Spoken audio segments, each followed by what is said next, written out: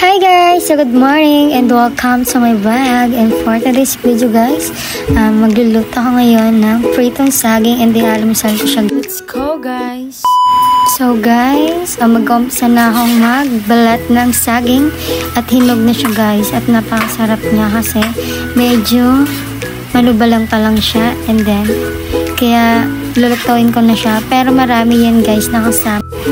Then guys, galing po pala yun kay mama at dinala dito sa may dinala po sa amin. And galing pa pong kasi niya kasi alam ni mama na mahilig ako sa saging kaya ako dinala niyan guys.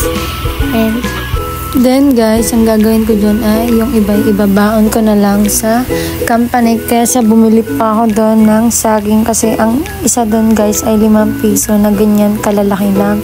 And para hindi na din ako bumili ng tinapay or biskuit kasi medyo nakakaumay na din po yung mga tinda doon kasi yun na lang guys. And so guys, pero guys ang ganda pa rin ng saging at fresh pa rin po siya.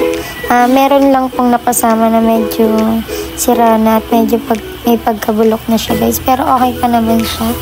And then yan guys, hindi naman siya as in na hinog na talaga siya, parang manubalang lang siya guys. And sakto lang talaga yung pagka hinog niya guys. Pero yung mga iilang tira dito guys, yun ang mga nahihinog na guys, medyo malambot na din kasi ilang araw na din kasi dito yan sa boarding house.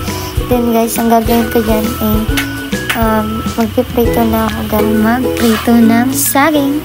Then guys, yan. Ayan guys. Yan guys, medyo mapula na siya. Pero ang ginamit ko dyan asukal ay white na sugar. And then, tapos na ako and magtitimpla naman. Then guys, magtitimpla naman ako ng gatas. Then, kakain ako. And napakasarap ng saging gan. Kasi, medyo matigas pa rin siya kasi hindi naman as in hinog na talaga siya guys kasi sakto lang talaga. At saka napakasarap niya kasi fresh pa yung saging, pero yung iba may sira na talaga, may pagkabulok na din yung iba. Pero inalis ko na yun guys kasi medyo marami naman yung niluto. Sarap yun guys kasi sakto. So guys, i-try nyo din magluto ng saging. Then yung templa nyo din guys ay mas maganda or mas mainam na kape talaga yung partner niya kasi mas masarap talaga sa umaga ang kape. And then guys, ako lang po yung kumakain dyan kasi tulog si Kirsten and di naman yung kumakain ng ganyan kasi anong oras na nagigising siya. And yan guys, napakaganda ng tanawin dito at fresh na fresh ang hangin guys.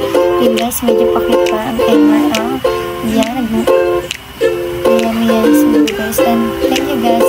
Thank you for watching.